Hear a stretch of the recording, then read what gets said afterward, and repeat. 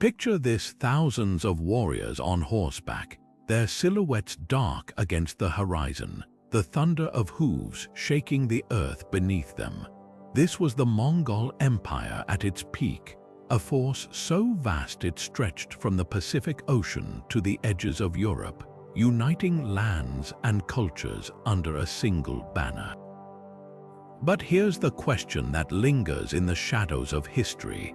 What don't we know about the world's largest contiguous empire? The Mongols are often reduced to a footnote in textbooks, portrayed as ruthless conquerors or distant figures from a bygone era. Yet beneath the surface lies a tapestry of untold stories, hidden alliances, and controversies that challenge everything we thought we understood.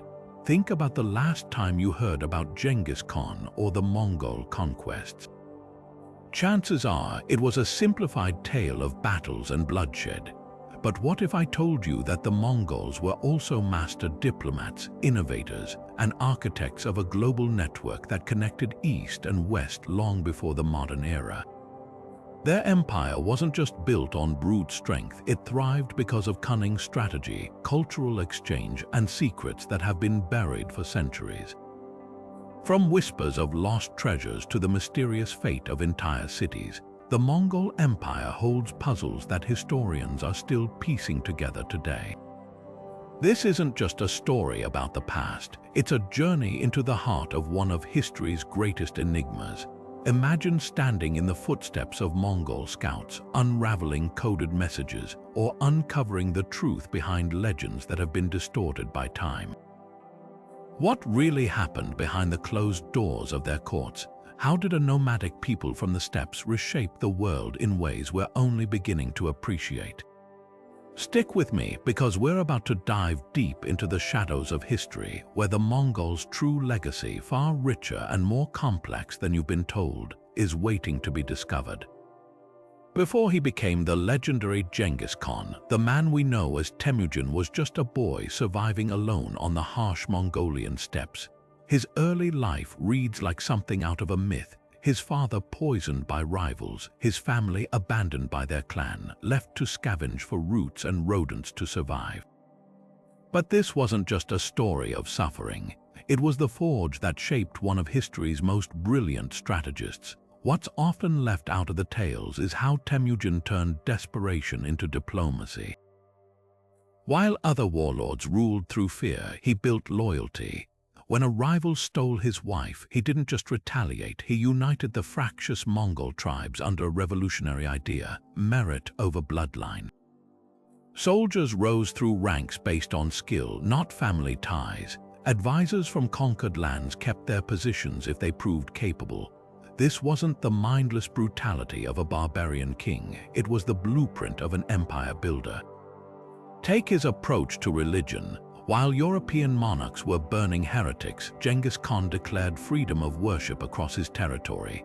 Muslim scholars, Nestorian Christians, Buddhist monks, all were protected as long as they prayed for the empire's prosperity. His capital, Karakorum, became a crossroads of faiths where debates between priests and imams were hosted at the imperial court. This wasn't just tolerance, it was a calculated masterstroke. By letting conquered peoples keep their gods, he removed a major source of rebellion. And when he needed siege engineers, he spared Chinese artisans who could build catapults. When he required administrators, he recruited literate Uyghur scribes. Every decision served a purpose beyond conquest.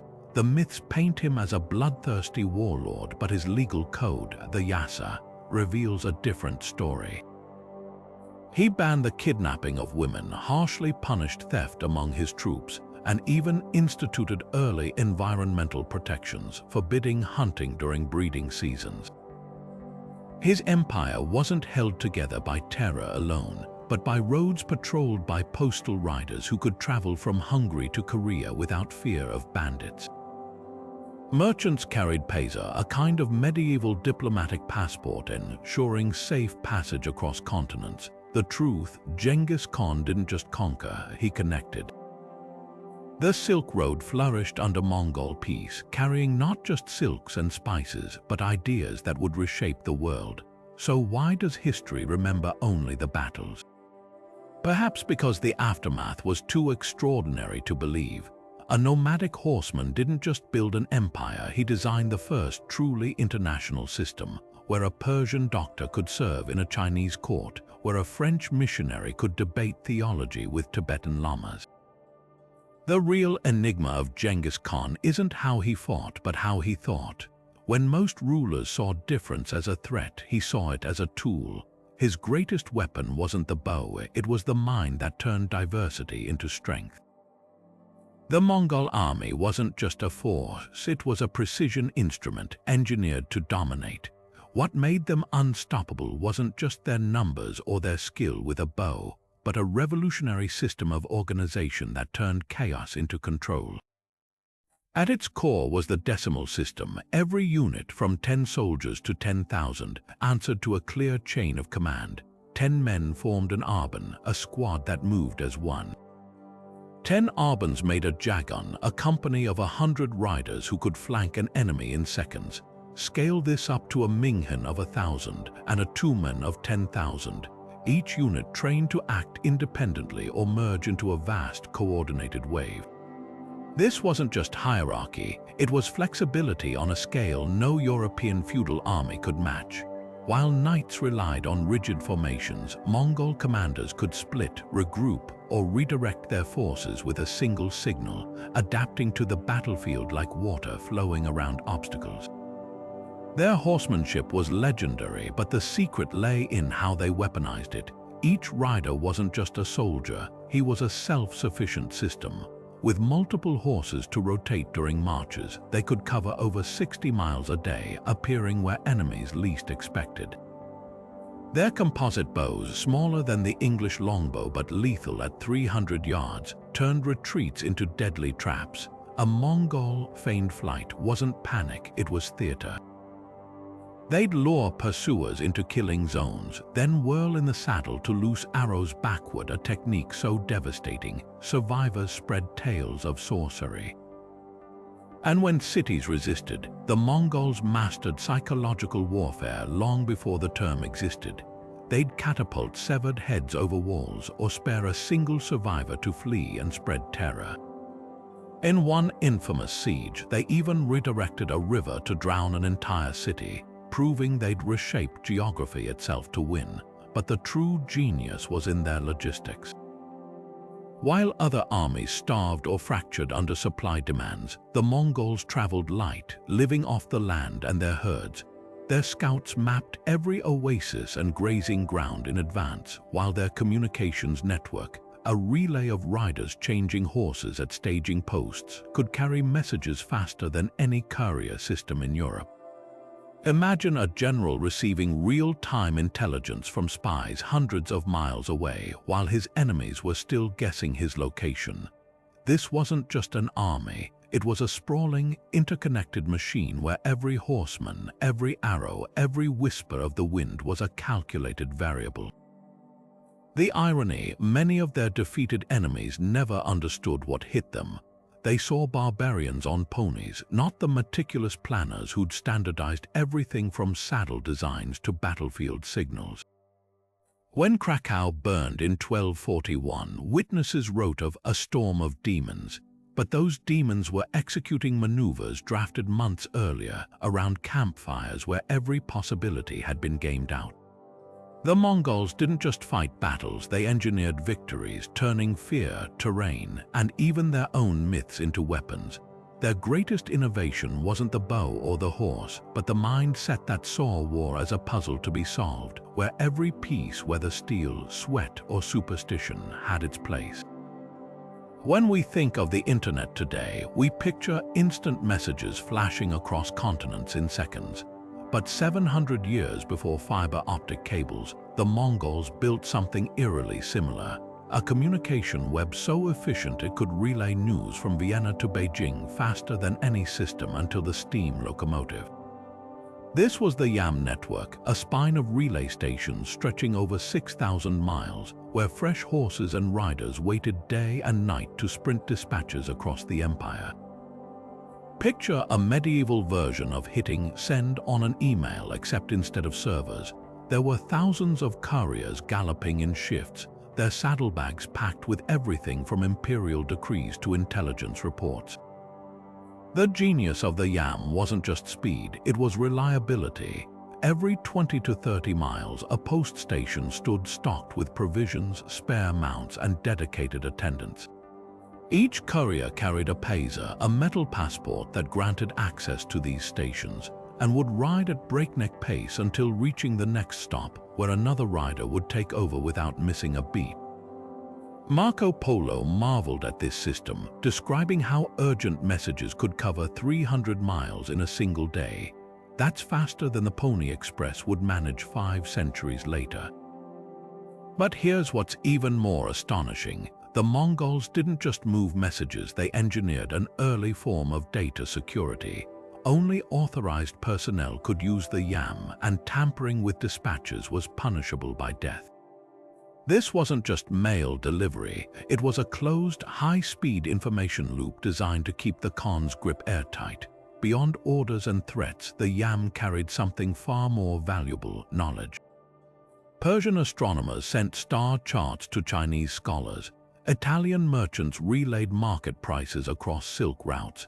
Even recipes and medical texts ricocheted between cultures, seeding innovations from gunpowder to papermaking.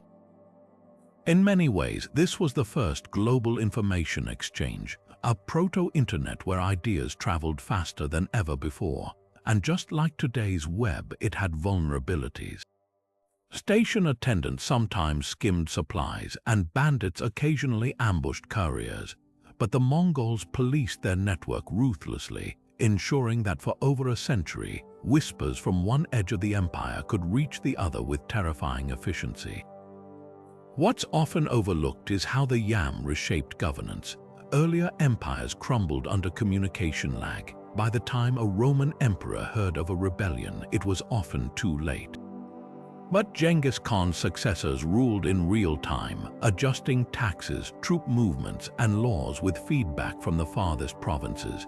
The system was so robust that even after the empire fractured, fragments of the Yam persisted for generations, stitching together trade and diplomacy across Eurasia. So the next time you send a text or refresh a news feed, remember, the Mongols pioneered the art of instant connection. Their wires weren't fiber but flesh and hoof, their servers weren't silicon but sweat and leather. And yet, in essence, they built the same thing, a world where distance dissolved at the speed of a galloping horse. History often paints the Mongol Empire as a world of men warriors, khans, and conquerors. But behind every great leader stood women who weren't just silent observers. They were master strategists, diplomats, and rulers in their own right. Take Sorghaghtani Beki, the daughter-in-law of Genghis Khan, who became one of the most powerful political architects of the 13th century. While her male relatives waged wars, she waged a different kind of campaign, one of alliances, education, and empire building. In a society where power was supposedly measured by the sword, women like Sorghaghtani proved the pen and the mind could be far deadlier. Her story defies every stereotype. After her husband Tolui's death, Sorghaghtani didn't fade into the background as widowhood often demanded. Instead, she secured her 4 sons, including the future great Khans Mernk and Kublai, as heirs through a mix of shrewd diplomacy and relentless networking. She cultivated relationships with Nestorian Christians, Muslim scholars, and Chinese administrators, ensuring her family's influence stretched across faiths and factions. When rival clans plotted against her sons, she didn't raise an army, she raised a coalition. By the time her children ascended to power, they ruled an empire that owed its stability to her unseen hand. But Sorghaghtani wasn't alone. Mongol women routinely held sway over critical decisions, from managing vast estates to negotiating peace treaties. They presided over court cases, commanded respect in tribal councils, and even owned property, rights unimaginable for many women in medieval Europe. Take Temujin Khatun, who ruled as regent for 5 years, delaying the election of a new Khan while she consolidated her own power. or Manda Kai the Wise, who personally led armies to reunite fractured Mongol tribes centuries after Genghis Khan's death. These women didn't just influence history, they rewrote it. The secret to their authority lay in the Mongols' unique social fabric. Unlike many contemporary cultures, Mongol women weren't confined to domestic roles. They managed camps and logistics during military campaigns, making them indispensable to the empire's mobility. When men were away at war, women governed in their stead, administering justice and managing resources with the same ruthlessness as their male counterparts. Even Genghis Khan's mother, Holon, was revered as a leader who survived abandonment on the steppes to raise a conqueror. What's most striking isn't just that these women held power, it's how they used it. Sorghaghtani didn't just champion her sons, she invested in the empire's future, patronizing universities and promoting religious tolerance. She understood that conquest wasn't enough, lasting rule required intellect and inclusion. In an age when queens elsewhere fought for the right to sign treaties, Mongol women were drafting them. Their legacies remind us that the empire's true strength wasn't just in its armies, but in the minds, both male and female, who learned to wield influence far beyond the battlefield. Imagine riding for 12 hours straight across the brutal Mongolian steppe, freezing winds slicing through your clothes, your muscles screaming for rest. Now imagine doing it day after day for months with no grocery stores or supply trains. That was everyday life for the Mongol warrior, and their secret weapon wasn't just their bows, it was their bizarre, brilliant diet. While European knights lumbered under heavy armor, weighed down by bread and beer, Mongol riders thrived on something far more potent, fermented mare's milk known as kumis. This fizzy, slightly alcoholic drink wasn't just breakfast, it was a protein-packed elixir that could last for weeks without spoiling. Each warrior carried leather pouches of it, sipping as they rode, getting hydration, calories, and even a mild energy boost from the natural fermentation process. But kumis was just the start. The real genius lay in their obsession with portability. Unlike armies that relied on slow supply wagons, every Mongol rider was his own walking pantry. Their saddlebags bulged with bought strips of meat dried to the consistency of wood, then pounded into a powder. Mixed with hot water, this lightweight protein bomb transformed into an instant stew, packing the calorie density of modern energy gels. Hunters on the steppe had perfected this technique over centuries, but the Mongols weaponized it. A single horse could carry enough boards to feed a rider for months, freeing them from the logistical chains that doomed so many other armies. Then there was the blood, yes, blood. When food ran dangerously low, warriors would nick a vein in their horse's neck, draining just enough to mix with milk or water, a practice that horrified outsiders but kept the Mongols moving when others would have starved. The horses, bred for resilience, recovered quickly, and the riders gained a vital shot of iron and salt. This wasn't desperation, it was a calculated survival tactic honed through generations of nomadic life. What's truly shocking is how their diet made them healthier than their enemies. While medieval Europeans rotted their teeth on sugar and died from scurvy, Mongol warriors rarely suffered vitamin deficiencies. Their fermented dairy was rich in probiotics and vitamin C, and their constant consumption of organ meats, especially liver, loaded them with nutrients. Even their love for salty butter tea, another acquired taste, helped replenish electrolytes lost during long rides, the final piece of their dietary dominance. Adaptability. Wherever they conquered, they absorbed local food innovations, Persian dried fruits, Chinese tea bricks, even Russian rye bread. This wasn't just about taste, it was strategic. By diversifying their palate, they ensured they could always eat off the land, turning every new territory into a potential pantry. When you think about it, their conquests weren't just won on horseback. They were fueled by a culinary system as ruthless and efficient as their battle tactics. A system where every sip, every chew, every drop of blood served a single purpose: to keep them riding, raiding, and rewriting history. Beneath the windswept plains of modern Mongolia, fragments of a forgotten city whisper secrets of the world's most cosmopolitan empire. Karakorum, the legendary capital founded by Genghis Khan's son Urgedei, wasn't just a Mongol stronghold. It was a dazzling crossroads where Buddhist temples stood beside mosques, where Persian silks traded hands with European silver, and where the very idea of a global city was born centuries before London or New York. Today, its crumbled walls tell a story far richer than the rubble suggests. Archaeologists scraping away layers of dirt have unearthed something extraordinary, a city that defied the stereotype of nomadic barbarism, revealing instead a meticulously planned metropolis buzzing with artisans, scholars, and spies. Take the Great Palace of Karakorum, whose foundations sprawl across the site like a ghostly blueprint. Medieval travelers like William of Rubruck described its silver tree fountain, crafted by a captured Parisian goldsmith, with pipes that dispensed not just wine and fermented mare's milk, but honeyed arag for visiting diplomats. Recent digs have confirmed his account: shards of delicate porcelain from China, intricate Islamic glassware, even fragments of Russian Orthodox crosses. Each artifact is a puzzle piece in a multicultural mosaic. The Mongols didn't just conquer cities, they imported them, reassembling the best of the world within Karakorum's walls. A Nestorian Christian chapel might neighbor a Taoist altar, while Uyghur scribes translated Tibetan texts into Persian under the same roof. Then there's the mystery of the city's sudden silence. By the late 13th century, Karakorum was abandoned, its glory fading as Kublai Khan shifted the empire's heart to Beijing. But the archaeology hints at a stranger truth. Excavations reveal layers of ash and hastily buried treasures, evidence not of gradual decline, but of possible deliberate destruction. Some scholars believe rival Khans razed the city to erase Urgedei's legacy, while others point to climate shifts that turn the surrounding grasslands to dust.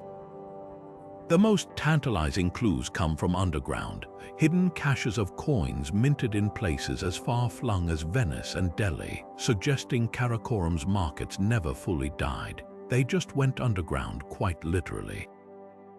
Perhaps the most provocative discovery came in 2016, when ground-penetrating radar revealed a vast, grid-like pattern beneath the soil, evidence of urban planning so advanced it rivaled contemporary European capitals. This wasn't a haphazard cluster of yurts. It was a city designed with mathematical precision, its wide avenues converging on a central plaza where envoys from Cairo to Kyoto once bartered and schemed. Even its sewage system, unearthed in 2021, showed sophistication, with clay pipes channeling waste away from drinking wells. Karakorum's true legacy isn't just in its stones, but in what it represents. A fleeting moment when the world's cultures collided not in conflict but in collaboration. The same empire that leveled cities also built this experiment in coexistence, where a Muslim architect could design a Buddhist stupa under the watch of a Mongol overseer. Today, as archaeologists brush dust from a half-melted Buddhist statue or a scrap of Byzantine silk, they're not just uncovering a lost capital, they're piecing together a vision of globalization centuries ahead of its time. A vision where difference wasn't just tolerated but harnessed as the empire's greatest strength. The Pax Mongolica, the so-called Mongol peace, was far more than just an absence of war. It was a thunderous convergence of ideas, a collision of civilizations that lit sparks across the known world. Picture this: Persian astronomers comparing star charts with Chinese scholars in the shadow of Karakorum's silver fountain. Tibetan monks debating medicine with Byzantine physicians using translated Arabic texts. For the first time in history, the Silk Road wasn't just moving silks and spices, it was trafficking something far more revolutionary: knowledge. Take astronomy. When Genghis Khan's descendants established the Maraghe Observatory in Persia, they didn't just replicate old models, they fused them. Chinese eclipse records met Islamic trigonometry, birthing calculations so precise they'd later influence Copernicus. The Ilkhanid ruler Hulagu Khan, grandson of Genghis, personally sponsored this research, carting sackfuls of captured Baghdad manuscripts to his new center of learning. The result, star tables accurate to within minutes, a leap forward akin to swapping candlelight for electricity. But here's the twist: without Mongol protection, these scholars might never have met.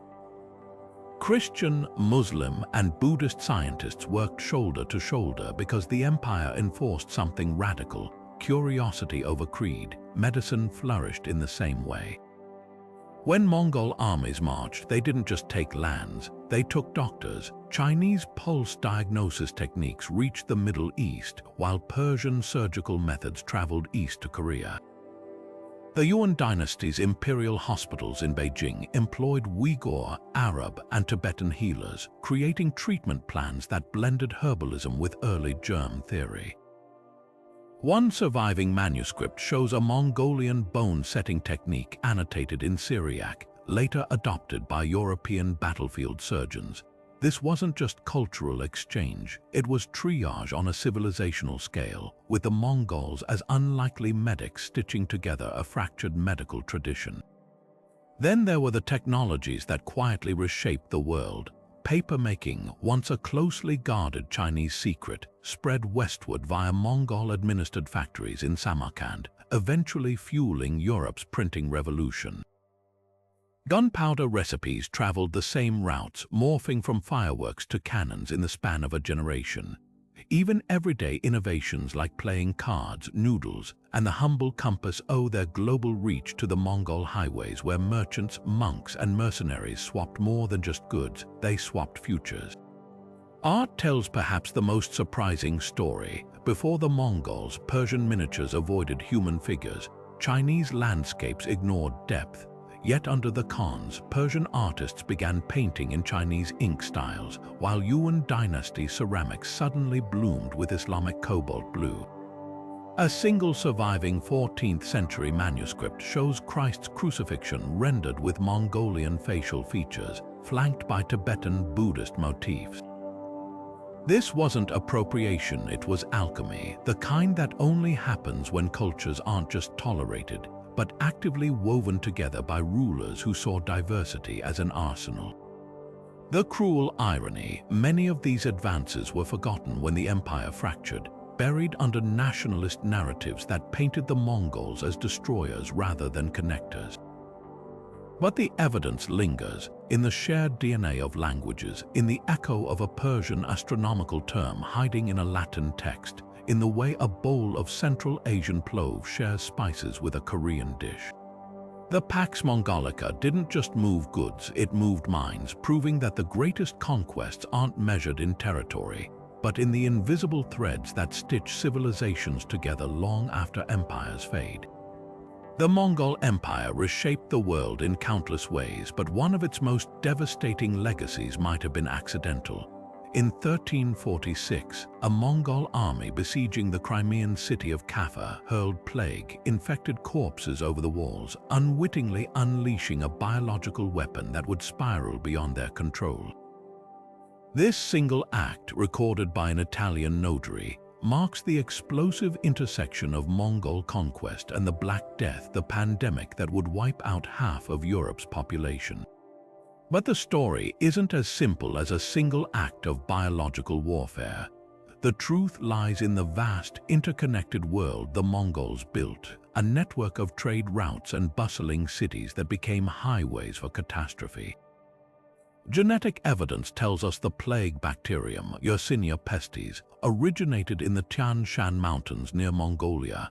For centuries, it simmered in rodent populations held in check by isolation.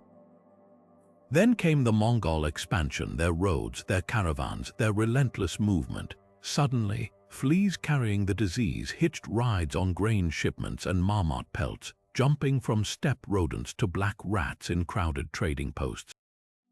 The very efficiency that made the empire thrive, their postal system, their open markets, became the pandemic's accelerator. By the time those infected corpses flew into Kaffa, the plague was already racing along the Silk Road, outpacing the Mongols themselves. The numbers are staggering. In China, the Yuan dynasty census dropped by nearly half between 1330 and 1350. The Golden Horde's territory became a graveyard of abandoned villages. Yet the Mongols weren't just spreaders, they were victims too. Their reliance on crowded way stations and mobile armies made them ideal carriers. When Khan Janibeg's forces fell ill at Kaffa, they didn't understand they were witnessing history's first recorded act of germ warfare. They only knew their siege was failing, and desperation bred brutality. What's often overlooked is how the plague reshaped the empire's fate. As populations collapsed, the Mongols' carefully balanced taxation system crumbled. Their armies, dependent on conscription from conquered peoples, found entire regions depopulated. The very diversity that strengthened them, their reliance on Persian administrators, Chinese engineers, Russian auxiliaries, became a vulnerability as skilled labor vanished. Within decades of the pandemic's peak, the empire fractured, not just from political infighting, but from the hollowing out of the societies that sustained it. But here's the haunting twist: without the Mongols, would the plague have reached Europe at all? The answer lies in the bones. DNA from 14th century graves along the Volga River shows the strain that reached London and Paris mutated somewhere near Lake Issyk-Kul, a Mongol heartland. The pandemic didn't just ride their coattails, it was a direct byproduct of their interconnected world. A world where a microbe could cross continents faster than a horseman, where the price of unity was vulnerability, and where history's greatest empire might have been undone not by swords but by something invisible and infinitely deadlier. One of the most startling discoveries in the Vatican archives isn't a religious text or a royal decree, it's a letter from a Mongol Khan to the Pope, written in Persian on a strip of silver so thin it could be rolled into a scroll. Dated 1247, just 2 years after the Mongols devastated Eastern Europe, the message from Genghis Khan to Pope Innocent Roman IV reads less like a conqueror's boast and more like a CEO's merger proposal. You must come in person, it demands, to serve us. But then comes the twist: an offer to spare Christendom if the Pope would submit not as a vassal, but as a spiritual advisor. This wasn't empty posturing. The Mongols saw value in the Church's network of influence, and their letters reveal a diplomatic playbook far more nuanced than the surrender or die ultimatums of legend. Take Hulagu Khan's correspondence with King Louis Roman IX of France. After crushing Baghdad in 1258, Hulagu didn't just gloat, he proposed a military alliance against their common enemy, the Mamluks of Egypt. His letter, preserved in the French royal archives, suggests coordinated attacks. The Mongols would strike from Persia while Louis crusaders pushed from the Mediterranean. What's astonishing isn't just the offer, but the geopolitical savvy behind it. The Mongols had been studying European politics for decades, noting how fractured kingdoms like Hungary and Poland fell easily compared to unified powers. By singling out France, the strongest remaining Christian state, they weren't just seeking an ally, they were attempting to manipulate the balance of power. The tone of these letters shifts dramatically depending on the recipient. To lesser princes, the Khans wrote with terrifying brevity. A surviving message to the Russian prince Yaroslav begins, "You have heard what happened to those who resisted," before listing the fates of cities reduced to ash. Yet when writing to skilled artisans or scholars, the same rulers adopted near-flattering language. A letter inviting the Persian astronomer Nasir al-Din al-Tusi to join Hulagu's court reads more like a prestigious job offer. "Your wisdom is needed to illuminate our empire." This wasn't inconsistency, it was calculated rhetoric, tailoring threats or honeyed words to maximize compliance. Perhaps the most revealing exchange occurred between Kublai Khan and Marco Polo's family. In 1266, the Polos carried a golden paser, a diplomatic passport bearing Kublai's request to the Pope for 100 educated Christians to serve as advisors. The letter, now lost but described in Polo's memoirs, didn't demand conversion or submission. Instead, it sought experts in everything from medicine to siege engineering, offering salaries and prestige. This was the Mongols' true diplomatic innovation, viewing every interaction, whether with pope or peasant, through the lens of resource acquisition. Decoding these letters shatters the myth of mindless brutality. The Khans wielded words as deftly as arrows, calibrating each message to exploit their target's weaknesses, whether fear, ambition, or pride. Their archives, scattered from Istanbul to Beijing, form a hidden paper trail proving that conquest wasn't just about armies, it was about information. Who to intimidate, who to flatter, and most importantly, who might prove useful in building an empire where even enemies could become assets. The Mongols were never invincible, just ask the survivors of Ain Jalut. In 1260, beneath the scorching sun of Palestine, the seemingly unstoppable Mongol war machine met its match. The Mamluks, an elite force of slave soldiers turned rulers, didn't just defeat General Kitbuka's army, they annihilated it.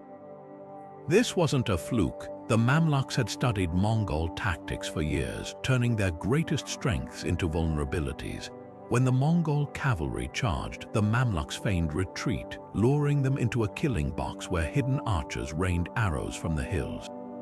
Trapped between steep slopes and Mamluk-heavy cavalry, the Mongols lost their mobility, their lifeline. Kitbuka's head was paraded through Cairo, a grisly trophy that shattered the myth of Mongol invincibility in the Middle East. Then there's Japan. Twice the Mongols tried, twice they failed. In 1274, Kublai Khan sent a massive invasion fleet, only to watch it founder on Japan's coastal defenses and a well-timed typhoon. Undeterred, he launched an even larger armada 7 years later, over 4,000 ships carrying nearly 140,000 men. The Japanese, outnumbered and desperate, prayed for divine intervention. They got it. The kamikaze, the divine wind, wrecked the fleet so completely that shattered hulls still litter the seabed today. But here's what's often missed. The Mongols hadn't just underestimated the weather.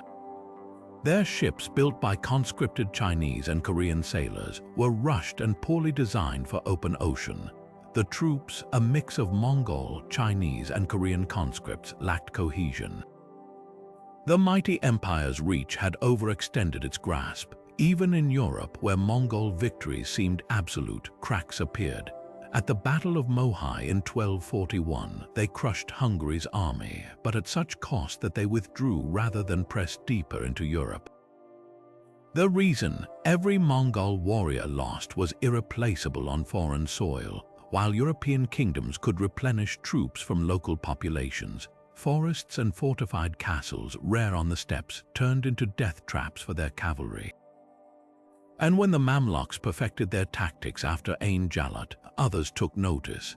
The Delhi Sultanate repelled multiple invasions by using war elephants and scorched earth tactics, burning entire regions to deny the Mongols forage. The lesson isn't that the Mongols were weak, it's that their empire had limits. They thrived on open plains where their mobility reigned supreme. But dense jungles, stormy seas, and disciplined defenders who refused to play by their rules exposed fatal flaws.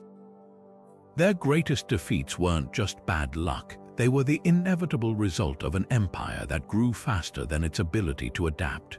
The horde wasn't unstoppable, it was human after all.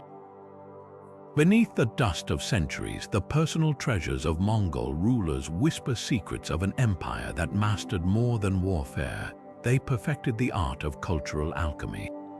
Take the legendary jade seal of Kublai Khan, carved not in the angular script of the Mongols, but in elegant Chinese characters.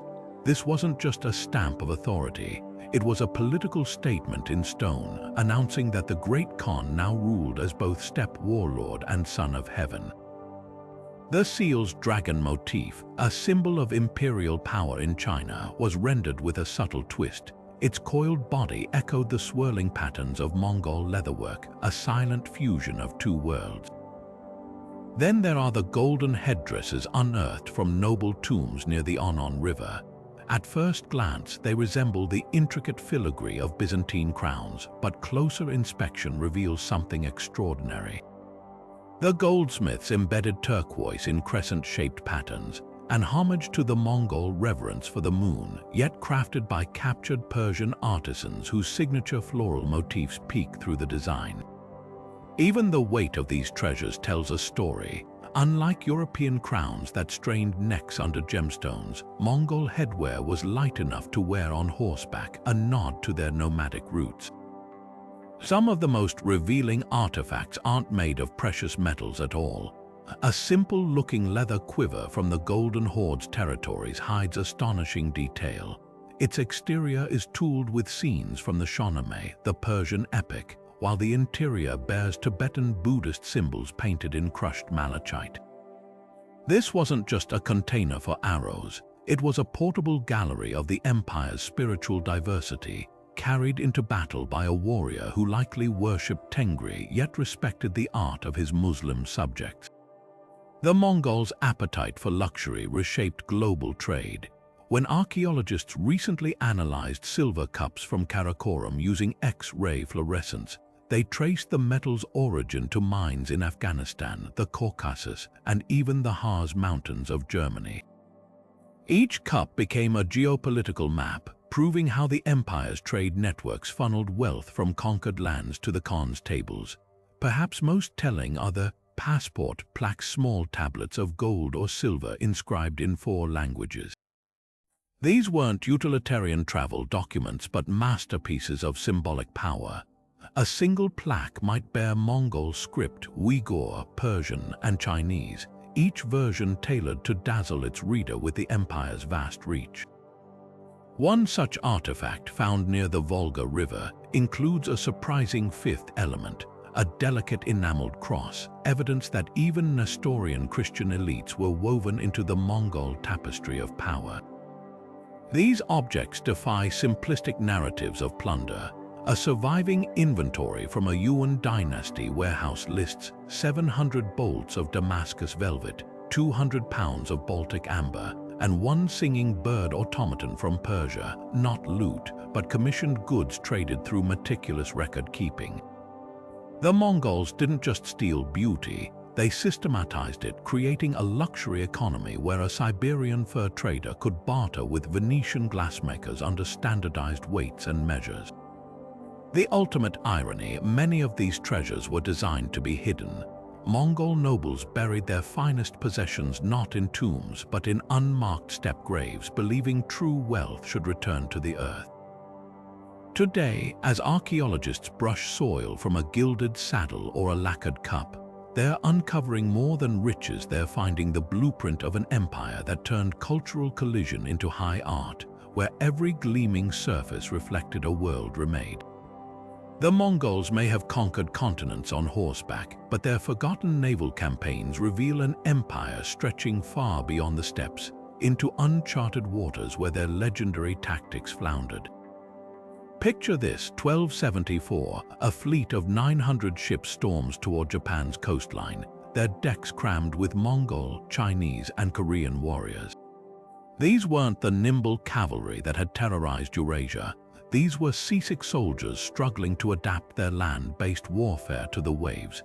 The invasion's failure wasn't just bad luck, it exposed a fatal flaw in Mongol logistics. Their horses, essential for shock attacks, weakened during the voyage, while their famed mobility vanished on cramped decks. When typhoons struck, their hastily built ships, constructed by conscripted Korean laborers who sabotaged weak joints, shattered like kindling. Yet Japan wasn't their only maritime misstep. 30 years later, Kublai Khan's Yuan dynasty launched an even more audacious campaign, an invasion of Java. This time, 30,000 troops sailed from southern China, only to be outmaneuvered by the island's monsoon winds and clever coastal defenses. The Mongols captured the Javanese capital, but their victory was short-lived. Local rulers lured them into dense jungles where their cavalry was useless, then cut off supply lines. Stranded and starving, the invaders limped home with half their fleet lost. These weren't just defeats, they were case studies in how the world's greatest land empire stumbled when deprived of its advantages. The irony: the Mongols had once mastered river warfare. During their conquest of southern China's Song dynasty, they built floating fortresses and repurposed fishing boats as troop carriers, even crafting pontoon bridges to outflank enemies. But open oceans demanded different skills. Shipwrights in occupied Korea were forced to produce vessels too quickly, using green timber that warped in saltwater. Navigators relied on outdated Arab charts, unaware of shifting Pacific currents. Even their famed discipline fractured at sea. Mongol officers, accustomed to leading charges, clashed with Chinese captains over sailing protocols. What's most revealing is how these failures reshaped history. Had the Mongols taken Japan, they might have encircled Asia with an unbreakable naval cordon. Instead, their shattered fleets became cautionary tales. The kamikaze storms entered Japanese folklore as divine protection, fueling a national myth of invincibility that endured for centuries. In Java, local kingdoms exploited the retreat to expand their own maritime networks. The Mongols' oceanic ambitions didn't just fail, they inadvertently strengthened the very regions they sought to conquer. Archaeologists diving near Takashima Island recently uncovered chilling evidence of these campaigns. Mongol armor fused to coral by centuries of rust, Chinese ceramic grenades still packed with 13th century gunpowder. These silent relics tell a story not of invincible conquerors, but of an empire pushed beyond its limits, where the same adaptability that won a continent couldn't tame the sea.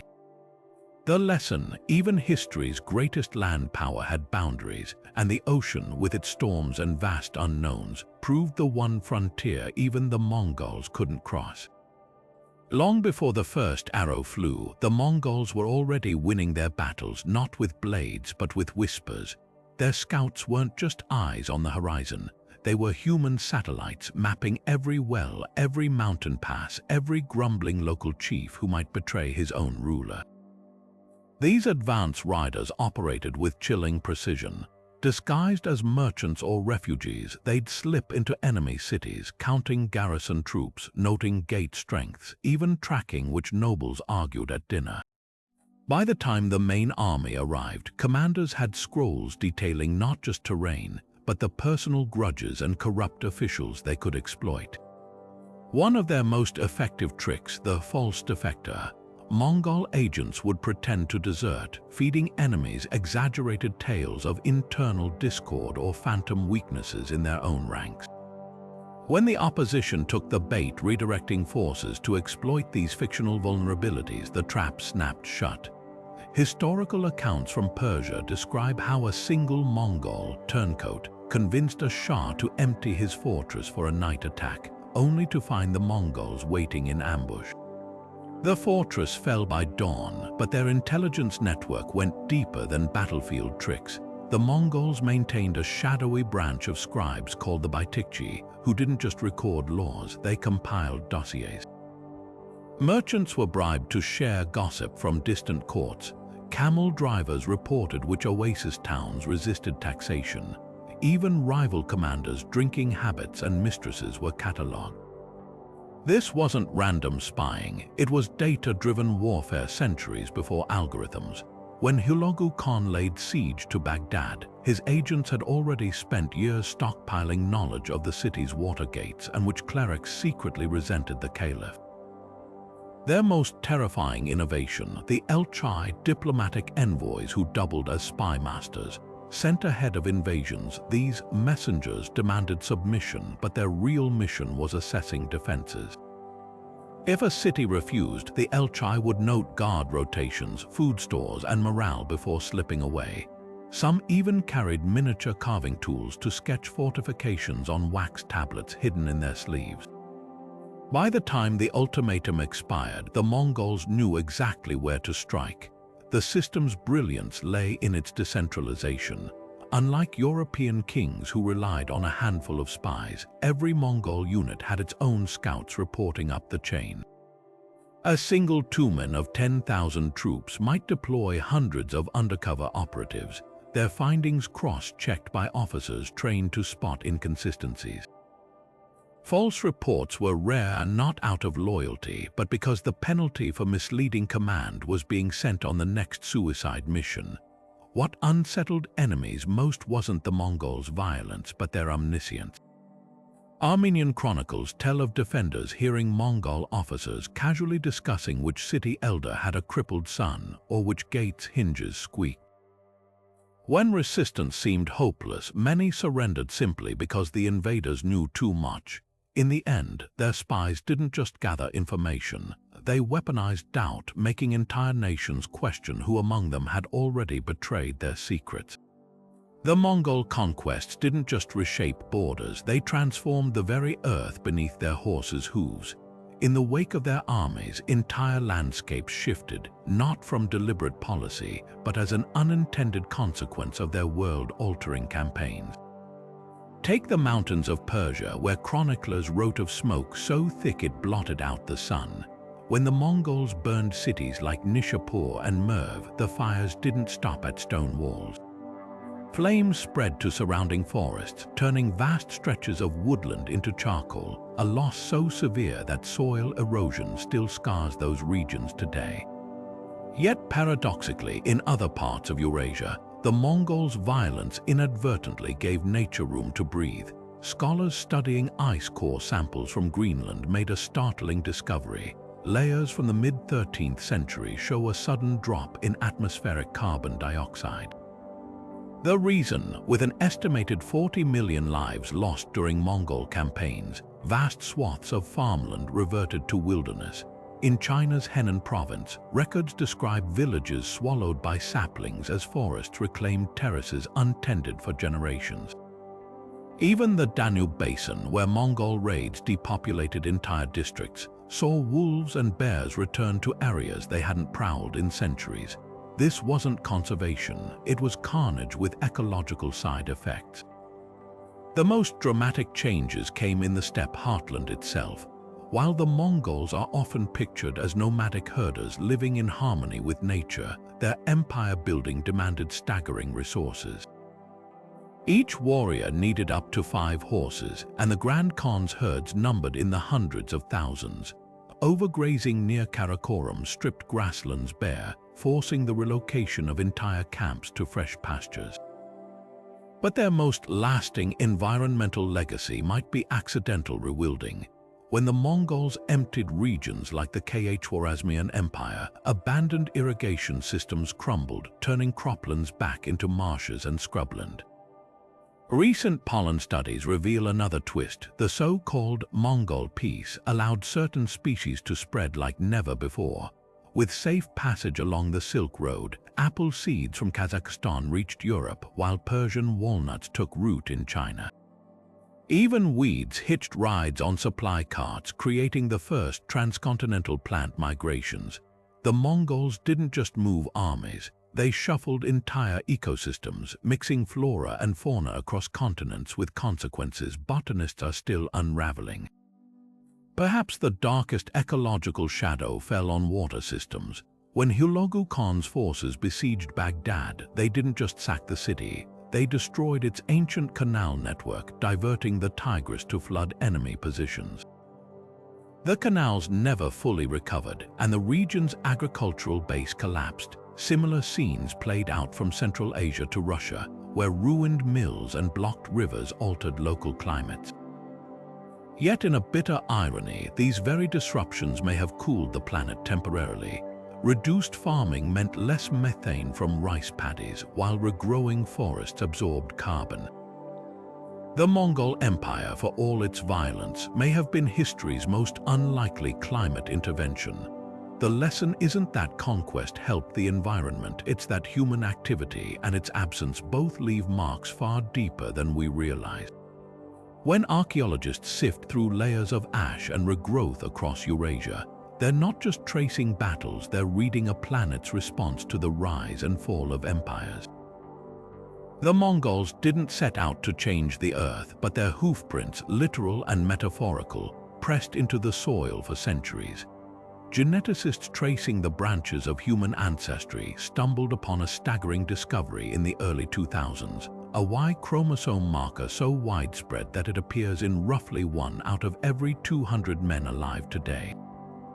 This genetic signature, known as haplogroup C3*337, doesn't just hint at a prolific ancestor, it points squarely to one of history's most astonishing paternity cases. The timing and distribution of this lineage align perfectly with the rise of the Mongol Empire and the most likely source, Genghis Khan himself, but here's where the science gets even stranger. This genetic explosion wasn't just the result of one man's personal exploits. The Mongol elite operated a systematic, empire-wide reproductive strategy. High-ranking commanders and relatives of the great Khan were granted privileges to claim wives and concubines from conquered populations, effectively turning their bloodline into a political tool. In one documented case, a Mongol general fathered over 40 sons, each dispatched to rule distant territories, weaving the Khan's DNA into the fabric of Eurasia. The pattern repeats in historical records. After the siege of Bukhara, hundreds of women were distributed among Mongol nobles, while Persian chronicles describe imperial decrees reserving the most desirable brides for ruling clans. The numbers defy belief. Genetic models suggest the original carrier of this Y chromosome, almost certainly Genghis Khan or a close male relative, has between 16 and 20 million direct male descendants today. To put that in perspective, that's more than the population of the Netherlands tracing back to a single medieval ancestor. The distribution map reads like a Mongol conquest timeline. High concentrations in Mongolia, of course, but also Uzbekistan, Afghanistan, and startlingly, as far west as Hungary and Lithuania, precisely the regions raided by the Golden Horde. Yet the genetic legacy isn't just about quantity. Modern populations carrying this marker show elevated frequencies of traits linked to historical adaptation like lactose tolerance in Central Asian groups, possibly a survival advantage for nomadic herders. Some researchers even speculate that the Mongols' reproductive success may have reshaped immune system genes across continents, as their descendants inherited resistance to diseases encountered along the Silk Road. Of course, not every claim holds up to scrutiny. The infamous Genghis Khan gene theory took a twist when older skeletons from Kazakhstan were found with the same haplogroup, proving the lineage predated the Mongols. But what's undeniable is the empire's role as a genetic amplifier. The same policies that ensured political control, dynastic marriages, population transfers, the wholesale relocation of artisans and scholars, created a biological network as vast as their territorial holdings. The irony, while Genghis Khan's tomb remains hidden, his true monument might be the living millions who carry his DNA. From the hazel-eyed horsemen of the Pontic steppe to the merchants of Xi'an, his legacy isn't etched in stone, it's coded in flesh and blood, a testament to an empire that didn't just conquer nations but reshaped humanity itself. Before the Mongols, the Silk Road was less a highway and more a patchwork of dangerous trails, where merchants gambled their lives navigating warring kingdoms and bandit-infested passes. Then came the Pax Mongolica, the Mongol peace, and everything changed. Here's the twist: the same empire famous for burning cities also built history's first transcontinental free trade zone. By exterminating petty warlords and standardizing tolls, they didn't just protect caravans, they supercharged globalization 7 centuries before the term existed. Take the Golden Paisa, a VIP pass issued to favored merchants. Carrying one meant guaranteed safe passage, access to fresh horses at yam stations, and even interest-free loans from Mongol officials. Suddenly, a Persian silk trader could travel from Tabriz to Beijing without bribing a dozen local officials or hiring mercenaries. The numbers speak for themselves. Under Mongol rule, Silk Road traffic surged by an estimated 300%. Venetian explorer Marco Polo wasn't exaggerating when he described crossing Central Asia without once drawing his sword, a journey that would have been suicidal just decades earlier. But the real revolution wasn't just in safety, it was in scale. The Mongols didn't just guard the old routes, they expanded them, digging wells in the Gobi Desert and building bridges across the Oxus River. Their engineers even pioneered snow-clearing techniques for high mountain passes, keeping trade flowing year-round. And because they standardized weights, currencies, and even legal codes from the Danube to the Yellow River, a merchant from Genoa could haggle in a Beijing marketplace using the same silver ingots accepted in Crimea. The cultural spillover was staggering. For the first time, Persian astrolabes reached Chinese astronomers, while Song dynasty printing tech jumped westward, eventually sparking Europe's publishing revolution. Buddhist texts translated into Uyghur script found their way to Nestorian Christian monasteries, and Islamic medical manuals got annotated in Mongolian. This wasn't just trade, it was the world's first knowledge economy, with Karakorum as its Silicon Valley. Perhaps the most unexpected beneficiaries were the Italians. Mongol stability let Venetian and Genoese merchants establish permanent trading posts in Crimea and Anatolia, funneling Asian luxuries directly into Europe's hungry markets.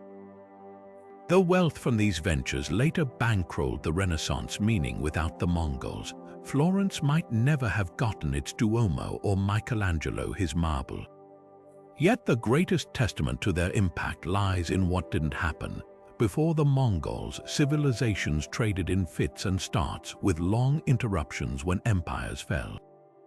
But for over a century, goods moved as reliably as monsoon winds, Chinese porcelain reaching Damascus, Baltic amber gracing Indian palaces, African ivory appearing in Korean tombs. The Mongols proved that when you remove barriers, humanity doesn't just exchange goods, it exchanges futures, and in doing so, they wrote the first draft of the connected world we take for granted today. The greatest conqueror in history vanished without a trace, not in battle but in death. When Genghis Khan drew his last breath in 1227, his followers executed a funerary ritual so secretive, so thorough, that 8 centuries later we still haven't found his grave. According to the Persian chronicler Juvayni, every witness to the burial procession was killed. 800 soldiers massacred by their own comrades, then the killers themselves were slain. Rivers were diverted over the tomb site, horses trampled the earth to erase all footprints, and legend claims saplings were planted atop the grave so the growing forest would conceal it forever. This wasn't just a funeral, it was the ultimate disappearing act, yet the mystery runs deeper than mere secrecy. Mongol texts describe elaborate precautions against supernatural threats. Silver nails were driven into the coffin to pin the Khan's spirit in place, while shamanic charms allegedly cursed any who disturbed his rest. Even the location was chosen through celestial signs. Some say near the sacred Burkhan mountain, where young Temujin once hid from enemies. Modern searchers aren't just hunting bones, they're chasing a ghost layered in myth. That hasn't stopped the quest. In 2001, a joint American-Mongolian expedition claimed to find a walled complex near Avroga, complete with remnants of human sacrifices. But when satellite imaging revealed unusual subsurface structures in the forbidden Ik-Korig zone, a region off-limits since the Soviet era, locals warned of strange accidents befalling intruders. One team's jeep inexplicably stalled over the suspected site. Another reported equipment failures coinciding with sudden sandstorms. Whether curse or coincidence, the land seems to guard its secret fiercely. Technology now offers tantalizing clues. Ground-penetrating radar has identified artificial chambers beneath the Kentiai Mountains, while drones equipped with LiDAR have mapped strange alignments of stones that match 13th century star charts. The most compelling lead came from a 2014 study analyzing soil samples across Mongolia. Researchers discovered elevated mercury levels near Burkhan, a metal the Mongols associated with immortality, often placed in noble tombs. But perhaps the truth isn't meant to be found. For Mongols today, the Khan's missing grave isn't an archaeological puzzle, it's a spiritual safeguard. Many believe his spirit still rides with the wind, and disturbing his rest would unravel the very fabric of their history. In a way, the greatest tomb raider deterrent isn't curses or traps, but reverence. The man who forged an empire from nothing may have achieved one final victory, ensuring his legacy endures precisely because his body never will. The Yasa wasn't just a legal code, it was the operating system of the Mongol Empire, a ruthless yet surprisingly nuanced set of rules that turned nomadic traditions into imperial law. Imagine a society where stealing a single horse could mean death, yet environmental conservation was enforced with religious zeal. This was the paradox of Genghis Khan's legal framework, brutal punishments paired with progressive principles that would baffle medieval Europe. At its core, the Yasa reflected the unforgiving logic of steppe life. Hunting out of season, that wasn't just a fine, it was treason against the collective survival of the tribe. The punishment, execution, because on the open plains, overhunting meant starvation for everyone come winter. But here's what most histories miss: the Yasa's obsession with equity.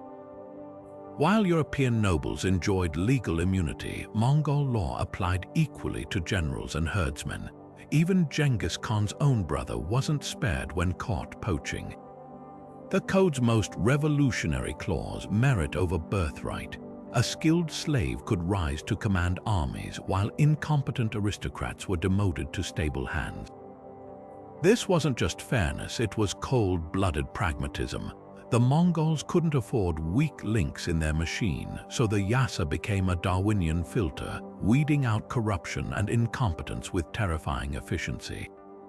Women's rights under the Yasa would have shocked contemporary societies. Kidnapping brides, a common practice among steppe tribes, became a capital offense. Adultery by either spouse carried equal penalties, a radical notion when European women drowned for infidelity while men faced slaps on the wrist. Mongol wives could initiate divorce, manage property, and even inherit estates if their husbands fell in battle. These weren't enlightened reforms so much as battlefield logistics. With men away for years at war, the empire needed women to hold society together with legal authority. The code's environmental edicts reveal even deeper sophistication. Rivers couldn't be polluted during campaigns, a rule enforced by officers who inspected water sources downstream. Soldiers caught washing clothes or bathing in drinking water faced flogging. Why? The Mongols understood that poisoning a single spring could doom entire regions they aimed to rule. Even their infamous urban massacres had a twisted ecological logic. By slaughtering populations but sparing artisans, they reduced resource strain in conquered cities while preserving technical knowledge. Perhaps the Yasa's most enduring legacy was its psychological impact.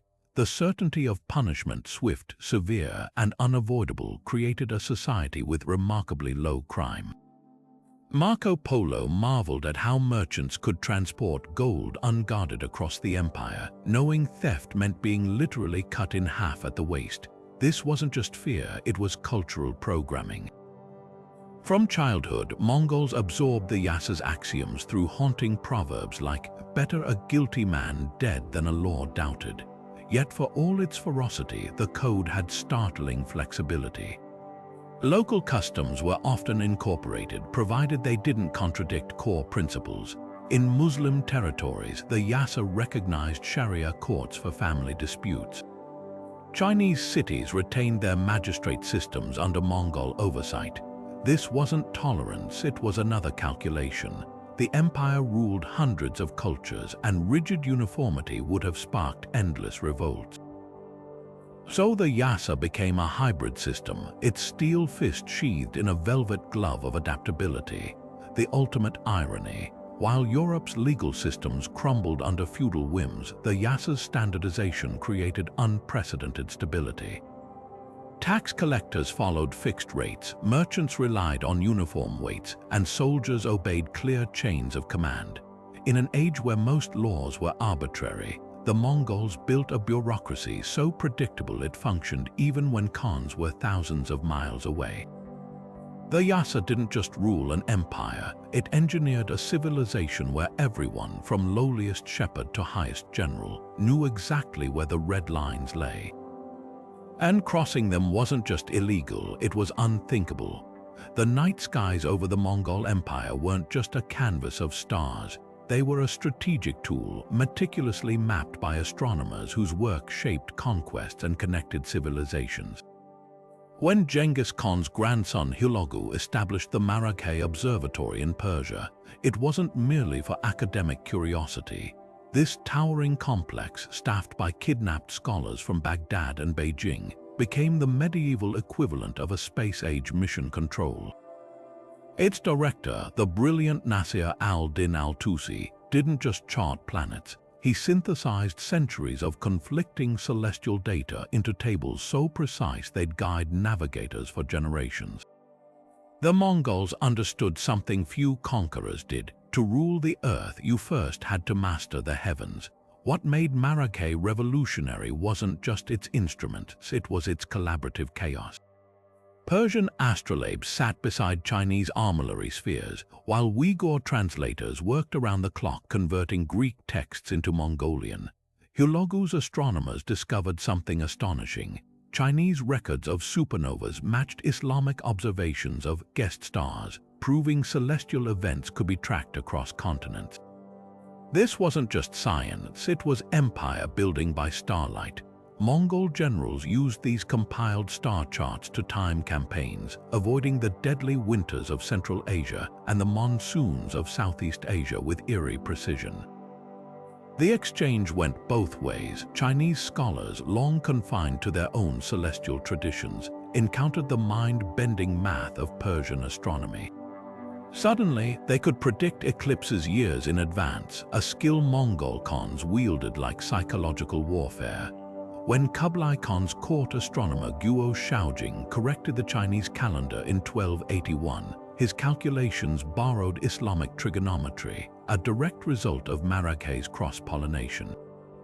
The same innovations later found their way to Europe, where Copernicus cited Tusi's planetary models without realizing their Mongol origins. But the real power lay in the stars' political symbolism. Mongol rulers didn't just fund astronomers, they became them.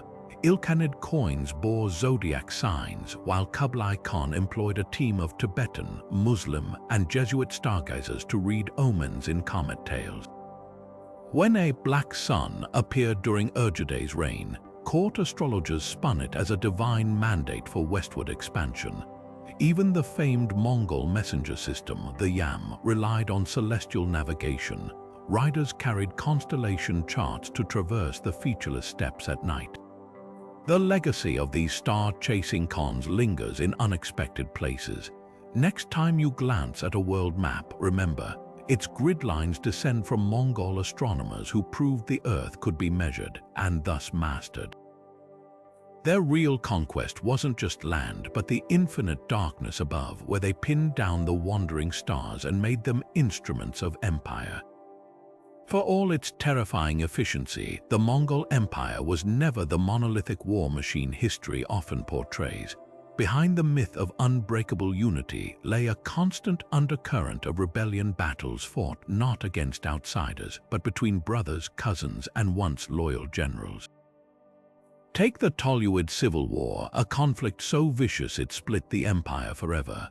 When Great Khan Mengke died unexpectedly in 1259, his brothers Kublai and Arik Berk turned their armies against each other in a struggle that mixed battlefield tactics with propaganda warfare. Kublai, ruling from China, claimed the throne by rewriting Mongol traditions, holding his Kurultai assembly in his new capital rather than the sacred homeland. His brother retaliated by branding Kublai too Chinese, rallying steppe purists who feared their empire was losing its nomadic soul.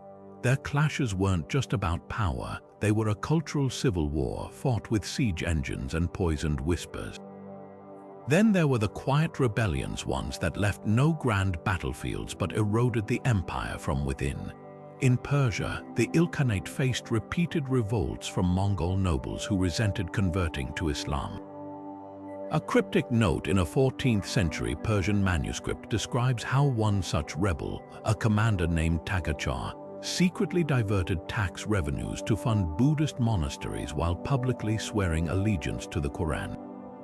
His double game collapsed when a slave's drunken confession exposed the plot, leading to an execution so brutal even the chroniclers hesitated to describe it.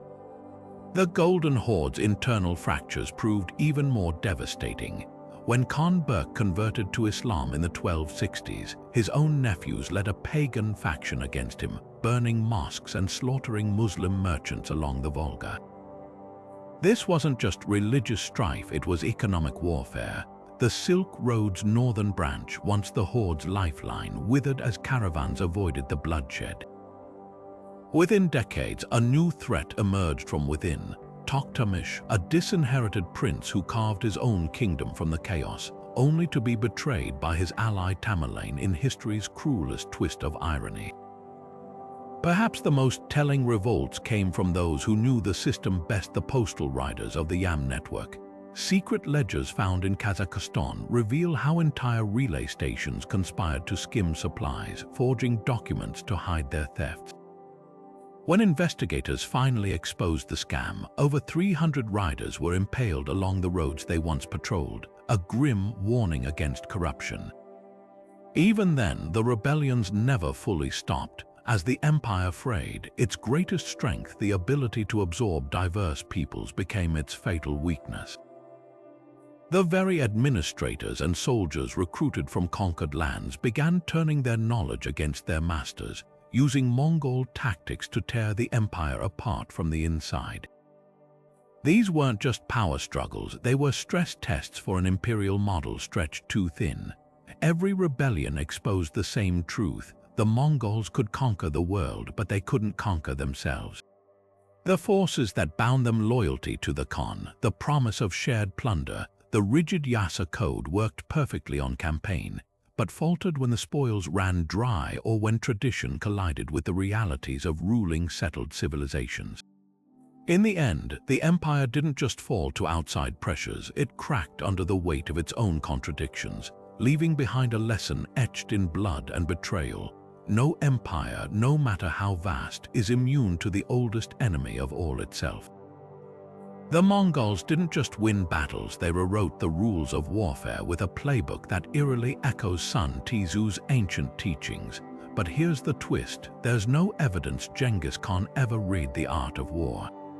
Instead, the parallels between Mongol tactics and Sun Tzu's principles reveal something far more fascinating, a case of strategic minds arriving at the same brutal truths across centuries and cultures.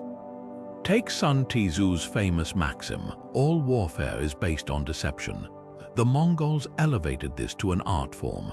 Their feigned retreats weren't just tricks, they were theatrical productions designed to lure enemies into terrain where every hill and gully had been pre-scouted for ambush. When Sun Tzu wrote, "Appear weak when you are strong," he might as well have been describing the Mongol siege of Budapest, where they pretended to abandon camp, leaving behind a single starving prisoner who revealed their supposed disarray. The Hungarians took the bait and rode out straight into a slaughter. Yet the differences are just as telling. Sun Tzu emphasized capturing cities intact, writing, "To subdue the enemy without fighting is the acme of skill." The Mongols took a darker approach. They offered cities a choice: surrender or annihilation, but even those who submitted sometimes faced mass executions to terrify future foes. This wasn't just psychological warfare, it was mathematical. By calculating the exact ratio of survivors to corpses needed to ensure neighboring cities would capitulate without resistance, the Mongols applied Sun Tzu's principles with chilling precision, just without the philosopher's restraint. Where Sun Tzu urged commanders to know your enemy, the Mongols took reconnaissance to unprecedented levels. Their scouts didn't just observe troop movements, they memorized local dialects, noted which nobles feuded, and even tracked seasonal grazing patterns to starve out resistant regions. When Sun Tzu advised, "Attack where the enemy is unprepared," the Mongols weaponized geography itself. During their invasion of Khwarezmia, they crossed the supposedly impassable Kizilkum Desert in winter, a move as shocking as it was strategically masterful because no defender would expect an attack from that direction. The most striking parallel, Sun Tzu's doctrine of adaptability. Be formless, he wrote, like water. The Mongols embodied this, discarding rigid formations for fluid, decentralized units that could regroup mid-battle with signal flags. When faced with European heavy cavalry, they didn't meet strength with strength. They harassed knights with hit-and-run archery until the armored riders collapsed from exhaustion. Against Chinese fortified cities, they deployed Persian siege engineers and Greek fire, becoming shape-shifters of warfare who absorbed and refined every tool they encountered. So did the Mongols study Sun Tzu, probably not directly, but their strategies suggest something even more compelling, that the steppes and the warring states of ancient China, despite their vast differences, bred commanders who understood the same immutable laws of conflict. Sun Tzu codified them, the Mongols proved them on a continental scale. The real lesson isn't about influence, it's about how brilliance, when faced with the same brutal problems, tends to arrive at the same ruthless solutions. Whether through scrolls or survival on the open plains, masters of war speak the same language in the end. When the first Mongol scouts appeared on the fringes of Christendom in 1241, Europe responded not with reason but with sheer superstitious terror. Church bells tolled across Germany as whispers spread of an unholy host emerging from the east. Grotesque horsemen with dogs' heads, drinking blood from skulls, riding steeds that breathed fire. These weren't just exaggerations, they were deliberate fabrications crafted by monks and chroniclers who had never seen a Mongol in their lives. The label they chose was telling: Tartars, a deliberate play on Tartarus, the Greek underworld of torment. This wasn't accidental wordplay. It was propaganda designed to cast the invaders as literal demons sent to punish a sinful Europe. The sources read like horror scripts. Matthew Paris, an English Benedictine monk, described Mongols as inhuman and of the nature of beasts, rather to be called monsters than men. Another account insisted their feet were cloven like oxen, that they could see in the dark, and that they ate the raw flesh of slain enemies. The most enduring myth, that Genghis Khan was none other than Prester John, the mythical Christian king turned Antichrist. Never mind that the Mongols had annihilated Prester John's actual descendants years earlier. The story served a purpose. By framing the conflict as apocalyptic, European rulers could justify their own failures and rally the populace against a supernatural threat. What's truly astonishing is how these myths outlived the Middle Ages. Renaissance maps labeled Central Asia as Tartary well into the 1700s, while Shakespeare casually referenced Tartar as shorthand for barbarity in King Lear. Even Enlightenment thinkers like Voltaire recycled tales of Mongol savagery, ignoring the empire's administrative brilliance. This distortion wasn't innocent ignorance, it served a geopolitical purpose. By painting the Mongols as mindless brutes, European historians could downplay their own vulnerability. After all, it's less humiliating to claim you were nearly conquered by monsters than outmaneuvered by superior strategists. Modern scholarship hasn't fully escaped this legacy. Western textbooks still disproportionately emphasize Mongol destruction while glossing over their innovations in trade, diplomacy, and governance. The term Tartar lingers in linguistic oddities like steak tartare, a dish once falsely linked to Mongol warriors tenderizing meat under their saddles. Even pop culture, from video games to fantasy novels, often reduces the Mongols to one-dimensional villains, ignoring their complex legal systems and religious tolerance. Yet beneath the layers of myth lies a revealing irony. Many medieval descriptions of Mongol monstrosities were borrowed from earlier accounts of Europeans themselves. Crusader chronicles had described Saracens in nearly identical terms: dog-headed, cannibalistic, demonic. The Mongols, in other words, became a blank canvas for Europe's deepest fears. When we peel back the propaganda, what remains isn't a horde of demons, but a mirror reflecting the anxieties of those who told the tales, and the uncomfortable truth that history's most feared empire was often more civilized than its detractors. The Mongol Empire didn't collapse under the weight of its own conquest. It dissolved into fragments for reasons far more complex than simple overextension. While history books often point to the empire's vast size as its undoing, the truth lies hidden in a web of environmental shifts, dysfunctional politics, and bureaucratic paralysis. Start with the climate. Tree ring studies from Central Asia reveal a chilling pattern. The late 13th century brought the worst droughts in 600 years. Rivers that once fed the steppes shrank to trickles, grasslands withered to dust, and the very herds that fueled Mongol mobility began starving.